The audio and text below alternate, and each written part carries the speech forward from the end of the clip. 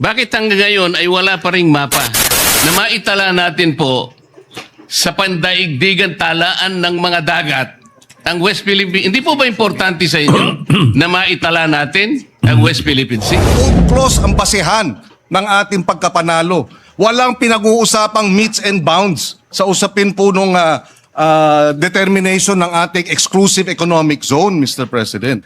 Kung maintindihan ng ating butihing senador yun, hindi tayo magkakaroon ng ganitong hindi pagkakaunawa.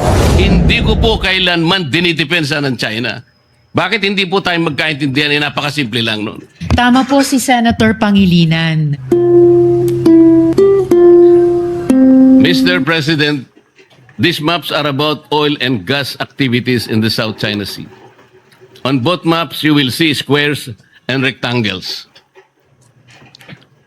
They represent oil and gas blocks that have either been merely offered or already licensed and operating. Please bear in mind, Mr. President, that each square and rectangle represent foreign investments running in the millions of and to billions of dollars. Moreover, basins with oil and gas are found on the coastal and central areas. Finally, China and Vietnam have exchanged gunfire, suffered casualties, blasted each other with water cannons, cut cables, rammed vehicles, and so on and so forth. China and Malaysia had a naval standoff. Hence, the territorial and maritime disputes between them are just as explosive. Map 1, Mr. President, was published by New York Times in 2013. It cited as source, the U.S. Office of Hydrographer. In Map 1, Mr. President, you will see gray squares and rectangles along the shallow coast of the South China Sea. Notice that adjacent to the Philippine coast are around 5 to 6 blocks. On the side of Malaysia, there are 12 to 15, Vietnam 30 to 35, and China approximately that number also, 30 to 35. Then we go to Map 2. It was published in 2024 by the U.S. Energy Information Agency. First, you will notice the blocks have moved to the deep water areas. Second, the blocks colored in pink are those of the Philippines. Ang mga blocks po ay halos 8 hanggang 12 lang, Mr. President. Malaysia in blue, around 60 to 70. Vietnam in maroon, 70 to 80. And China in yellow, around 60. Third, notice the blocks that are not just claimed but even licensed by both Vietnam and China. These are shaded in orange. I hope, Mr. President, the good senator will agree that from these maps, we derive numerous lessons. First, despite the arbitral award, oil and gas activities on the Philippine side have stagnated. 6 to 8 lang. Second, it is obvious that the oil and gas activities of Malaysia, China, and Vietnam are robust, if not booming. Third, the licensing overlaps are being managed by experts at the enterprise and state levels. Hence, we hear about flare-ups between China and Vietnam, but they do not escalate. In fact, some of the overlapping blocks are operated by one international petroleum corporation. Fourth, even as their past relations are violent and the present relations are also tense because of the conflicting claims to Spratly Islands and Paracel, they engage in joint exploration and development, Mr. President. Fifth, Vietnam and Malaysia are cooperating and progressing with China. Nobody can accuse them of being pro-China. May I ask the Senator if we would agree that based on these maps, Vietnam, China, and Malaysia are succeeding in oil and gas exploration, but our exploration in our part of the world have stagnated. Would you agree, Your Honor? Well, there are several other factors for the reason why the area is underdeveloped, and the areas of Malaysia, Vietnam are developed, apart from the conflict with China. In fact, just 2 weeks ago, there has been a discovery of natural gas deposits in the Malampaya area. So there are many factors. It is not just the conflict with China that is a reason as to why we are unable to develop our own area in the West Philippine Sea, Mr. President. But it is very clear, notwithstanding those factors, these maps indicate that we are really behind in oil exploration and gas in the South China Sea. Well, we're behind in many other aspects, Mr. President, not just oil and gas. We're behind in agriculture, we're behind in tourism, we're behind in energy generation, etc. So I wouldn't be as simplistic as to say because of the underdevelopment of the West Philippine Sea, it's because of our conflict with China, Mr. President.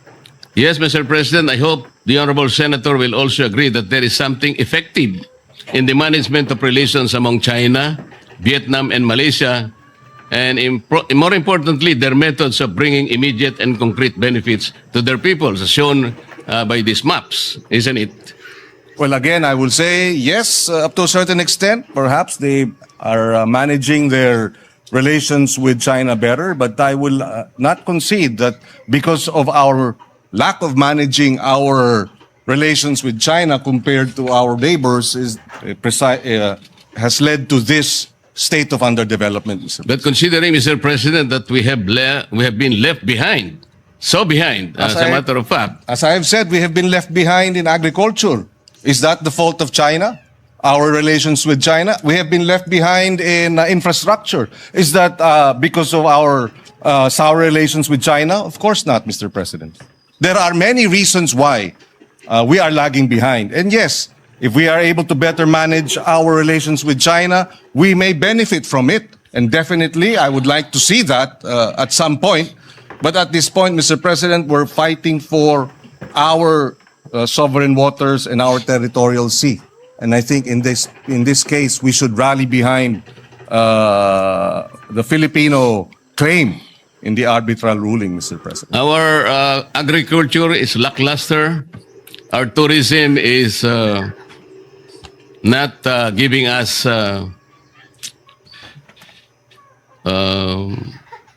good statistics. Manufacturing is down. These are local problems, Mr. President. And we have only ourselves to blame why we are not doing good in these areas. But we're talking here of the South China Sea. We're comparing how, despite the tensions, the hostilities between countries like Vietnam and Malaysia, but they are able to manage their relationships. There must be something wrong with how people, like, with all due respect, Commodore Tariela, who managed and broadcast our dispute in the South China Sea. Perhaps because they do not have a loud mouth in their midst. Tayo meron ang dami. Whereas what we have been doing for years is not working. Kagaya po ng pinakikita ng mga mapa na yan in the South China Sea. We have to sit down. Talk rather than imbes na magpatutsadahan po,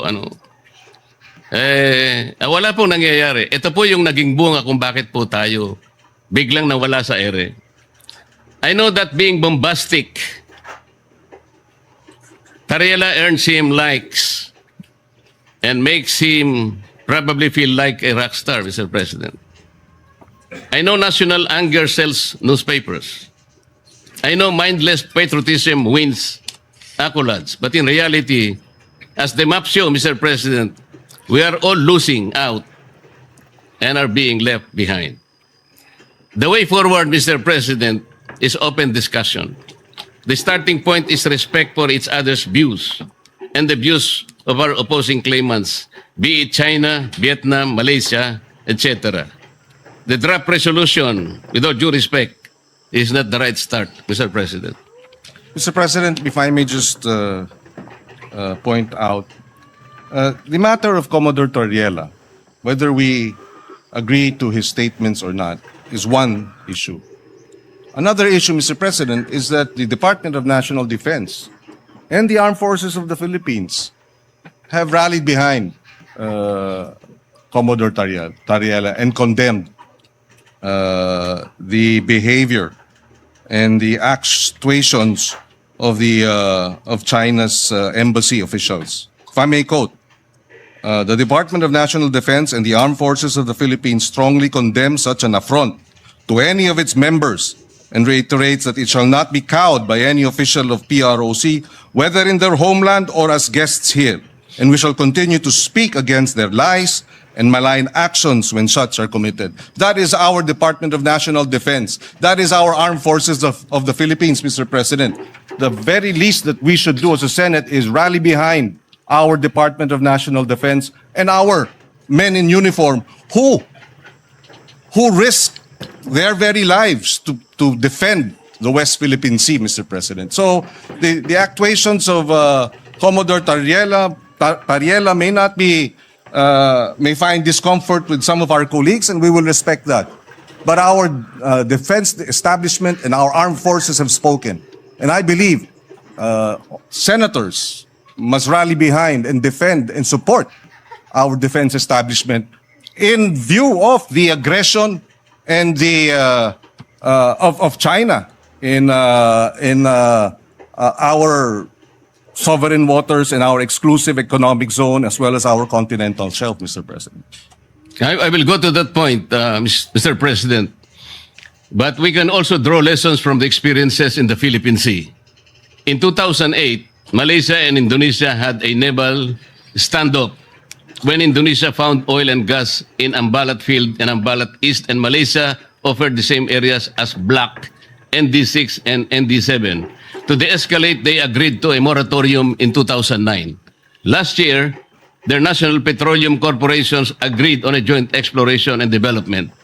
We ourselves are experiencing in cooperation in the Philippine Sea. Let me show another map. This is the last map, Mr. President.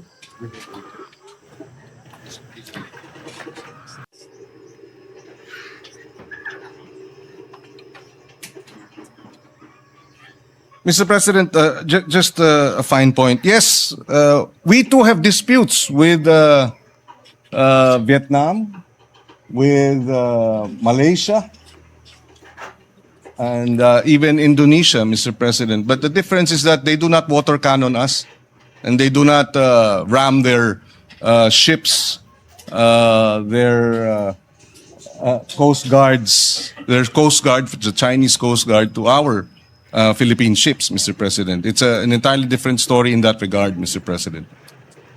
Let me show you this map, Mr. President. This map is from the US-funded think tank Asia Maritime Transparency Initiative, or AMTI. On the map are areas marked with X.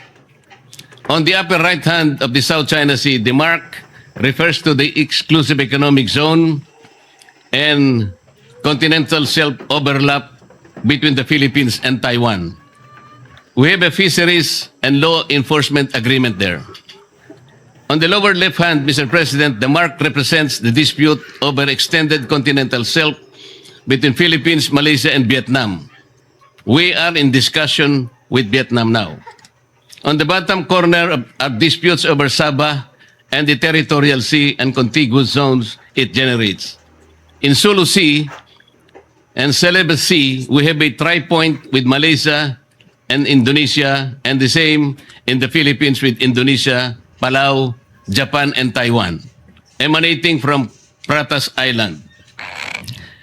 However, this map will demonstrate to us, Mr. President, the complex territorial and maritime disputes facing the Philippines. Malaysia is in the Sulu Sea and Celebes Sea, with Indonesia over continental shelf in the Celebes Sea, with Palau and Japan, Ryukyu Islands in the Philippine Sea, with Taiwan in the Basi Channel, with China, Malaysia, and Vietnam in the South China Sea, and with China, Taiwan in the South China Sea over the maritime zones generated by Pratas Islands. We must be doing something right in the management of this dispute, Mr. President. Yes, We are. And Yun nga po. Kaya and- po and pinipilit kong ipaliwanag na bakit dito sa mga eryang ito ay nagagawa po nating i-manage ang hindi natin pagkakaunawaan. Ang sabi po nyo kanina, because they are not water cannoning us. they are also not aggressive. They are not coercive. And therefore there will be no escalation. The aggression of China is primarily the reason why tensions in the disputed areas have risen over time. We have in fact filed 245 protests against China's incursion and illegal activities in our exclusive economic zone since 2022, Mr. President. We also exercise diplomacy. We recognize, and that's precisely why we brought the matter to the tribunal. We recognize that China is a power, economic power, and an emerging military power. And what do small nations like us have? We have the rule of law, international law, and that's why we brought this matter to the International Arbitral Tribunal, Mr. President. We are not the problem here, Mr. President. It is China, the aggression of China, that is the problem here.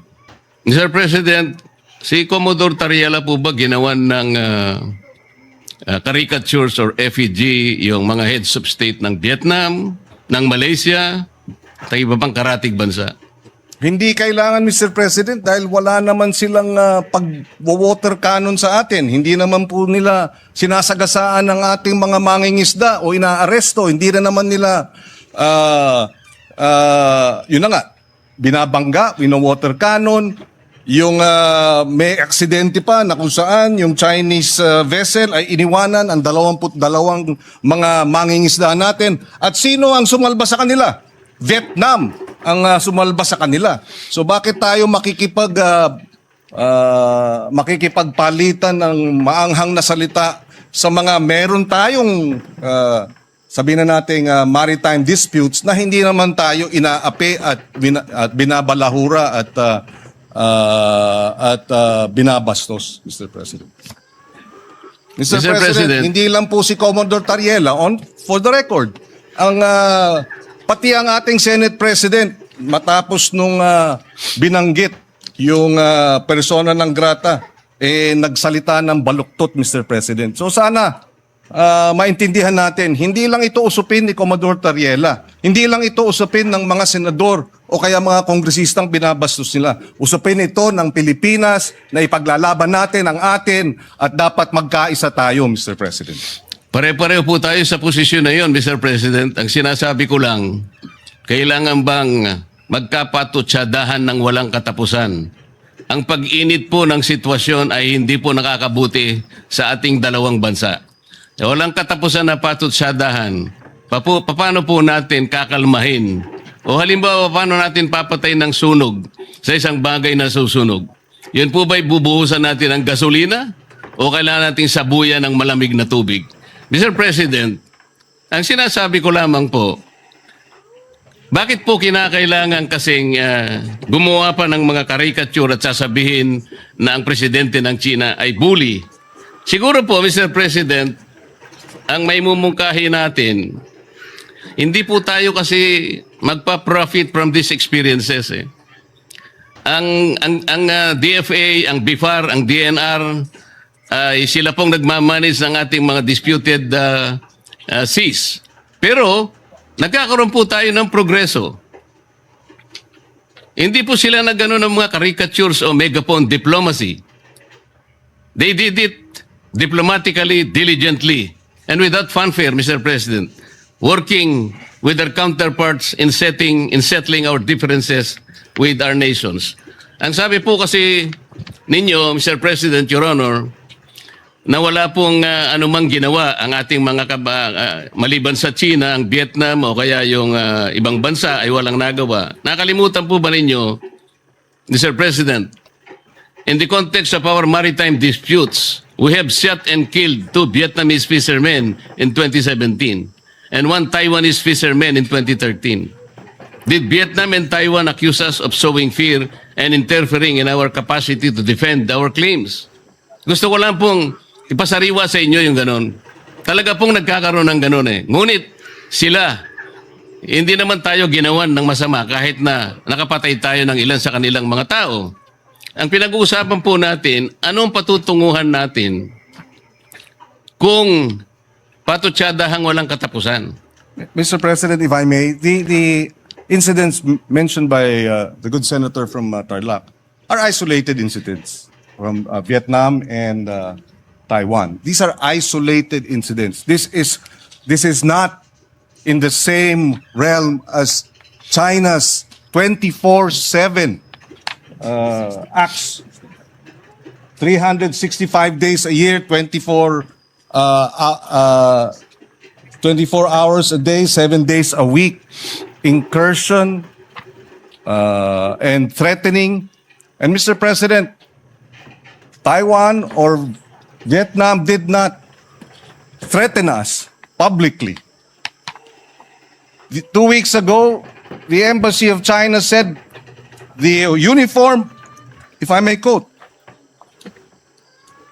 a word of advice to relevant individuals in the Philippines: immediately stop making provocations and stop confusing right and wrong, or they will pay the price for what they did. Embassy official sa Pilipinas, tinatakot tayo. Tama ba yun? So again, Mr. President, yes, we have had these incidents with Vietnam. Oo, meron tayong naging insidente sa Taiwan, pero isolated incidents. In fact, yung sa Taiwan, iisa lamang ata sa loob ng 20 taon. Yung sa Vietnam ata, iisa rin lang siguro sa 10 taon. Hindi iba. Sa China, araw-araw tayong hinaharas, araw-araw tayong nandyan, nagtayo na nga ng kanilang airport, artificial islands, lantaran, Mr. President. So, apples and oranges ang pinag-uusapan yung insidente natin with our neighbors like Vietnam and Taiwan compared to China. Ibang-iba po. Isolated or otherwise, Mr. President, nakapatay tayo ng kanilang tauhan. Ilan po ba ang pinatay ng China sa atin? Meron po ba? Well, Mr. President, may naputulan ng hinlalaki. At yung 22 sinagasaan ng Chinese vessel at iniwanang mamatay, kung hindi sinalba ng Vietnamese fishermen, namatay na yung mga yun.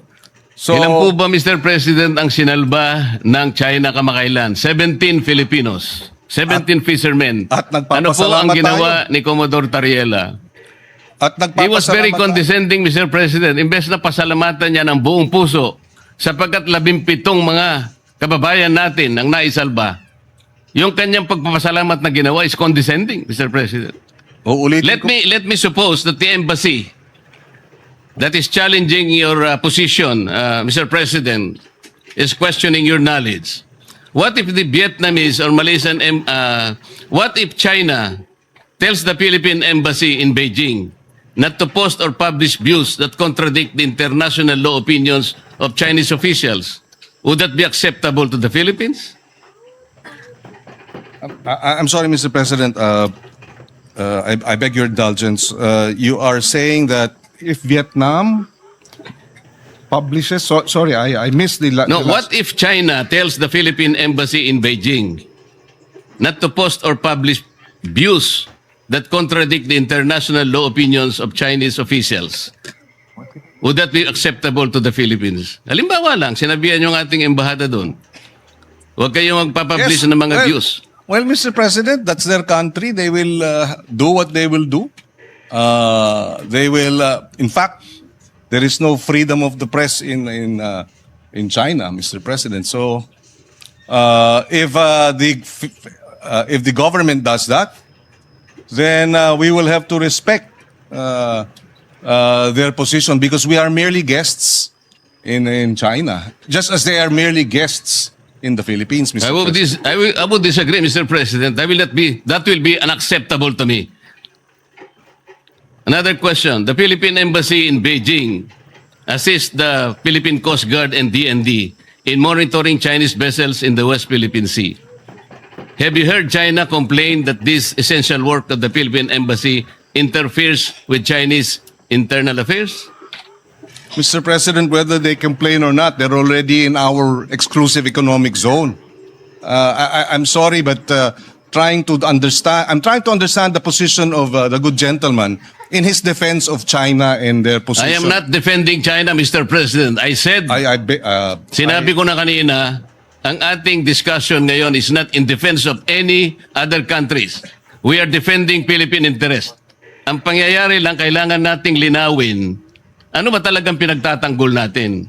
Kung hindi po tayo nakatitiyak kung anong area ang pinagtatanggol natin, hindi po malinaw. Pati paggasta natin ng budget, kung alin ang dedepensahan natin, yun lang ang punto rito eh. At pinaliliwanag ko kanina pa sa magitan ng mga mapa, hindi po nagkakaroon ng positibong resulta sa ating bansa, yung pagbabangayan. Nakita na po natin, the South China Sea is rich in mineral deposits, in oil and gas. Nauhuli na po tayo dahil patutsadahan ng patutsadahan. Bakit nagawa po ng ibang bansa? Bakit hindi po natin magawa? Dahil nga po sa walang katapusang patutsada. Tingnan po natin ang West Philippine Sea, Mr. President. Ang sabi po natin, wala pa po kasi sa mapa. Bakit po wala sa mapa, Mr. President? Kasi po hindi ginagawa ng ating mga ahensya ang dapat gawin. Ang sabi po kasi sa Administrative Order number 29, which was issued on September 5, 2012, more than a decade ago. Sabi po sa Section 3 ng Administrative Order 29, the National Mapping and Resource Information Authority, NAMRIA, shall produce and publish charts and maps of the Philippines reflecting the West Philippine Sea in accordance with this order. And finally, on November 8, 2024, the National Mapping and Resource Information NAMRIA committed to release a new Philippine map that includes the West Philippine Sea. But up to now, regrettably, Mr. President, this remains unfulfilled. Bakit hanggang ngayon ay wala pa ring mapa? What specific obstacles have prevented the production and publication of this map for over 10 years? Does NAMRIA dispute that Section 3 uses the word shall indicating mandatory and not a discretionary duty? Mr. President, kung wala po tayong mapa na maibibigay sa IHO at madideposit sa United Nations, hindi po kailanman uusad ang ating itinataguyod na sana mailagay sa mapa ng mundo ang West Philippine Sea. Mr. Bakit President, hindi po natin, Mr. President, paano po natin may pagtatanggol ang teritoryo kung wala tayong malinaw na mapa, Mr. President? Mr. President, nabanggit na natin ito kahapon. Bumabalik tayo ulit doon sa usapin na ito. Pero babanggitin ko ulit, Mr. President. Paliwanag, Mr. President, na under Republic Act 9522, yung baseline law, Republic Act 12064, Philippine Maritime Zone Act, at yung AO 29, maliwanag na in-identify ang West Philippine Sea. Diyan nakasaad yung extent ng West Philippine Sea. It has been sufficiently and defined by these three government instruments and laws, Mr. President. So, hindi ko maintindihan bakit dahil walang meets and bounds, etc. ay ibig sabihin wala tayong maaring mahina ang ating claim. I beg to disagree, Mr. President. In fact, under our laws, meets and bounds refer to the baseline of 200 nautical miles. From baseline, 200 nautical miles ang ating exclusive economic zone. Merong 12 miles territorial sea, 24 miles contiguous zone, and so forth.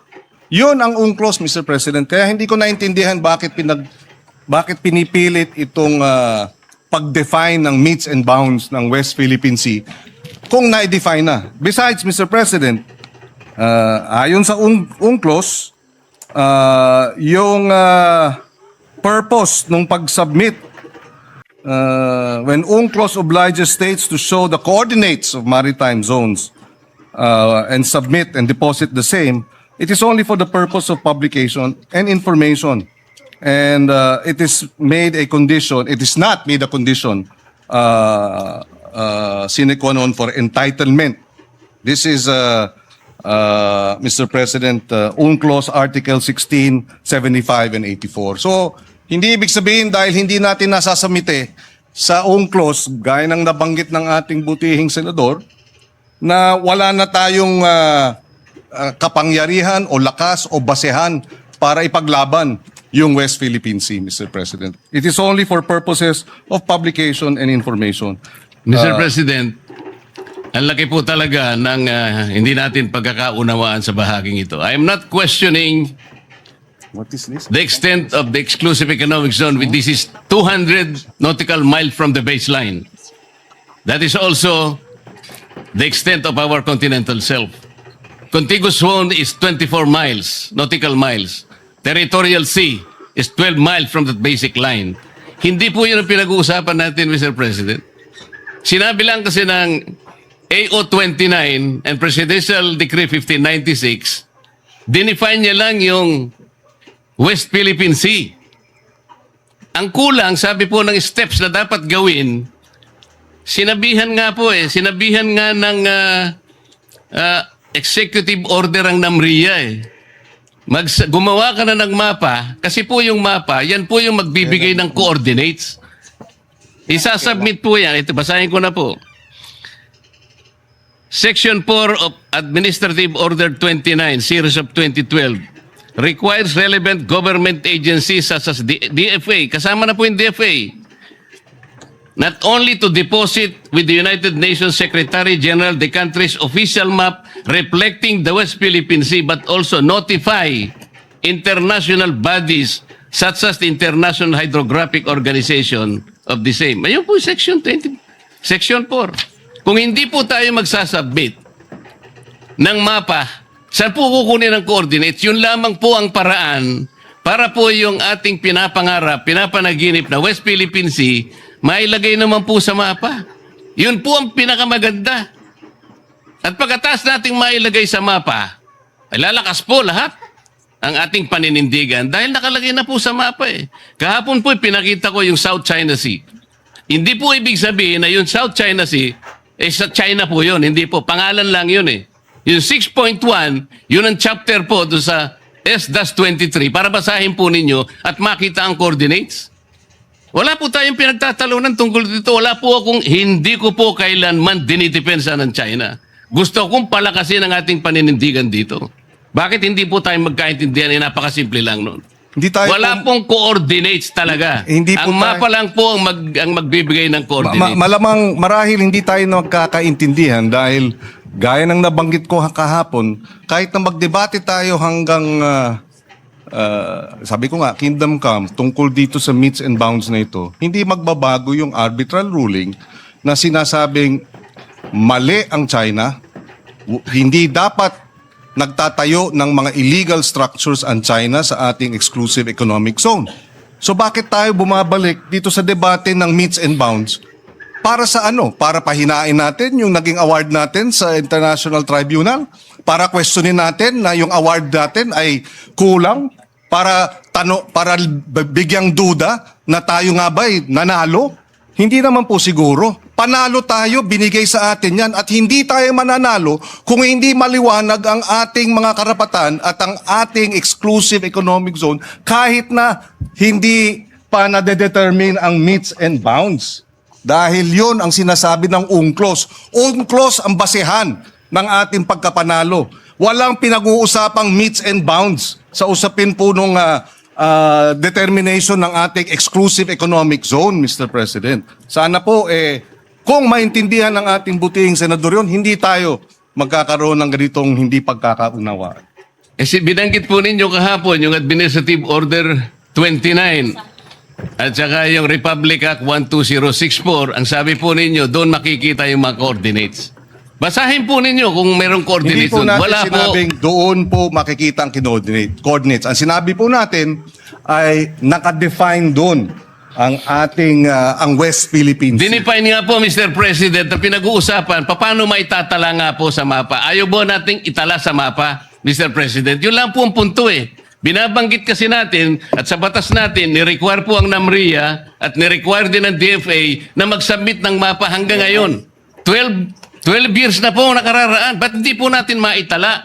Point of information, Napaka-importante Mr. po na President. magkaroon. Just for the information of the good senator, 2024 meron na pong mapa ang NAMRIA.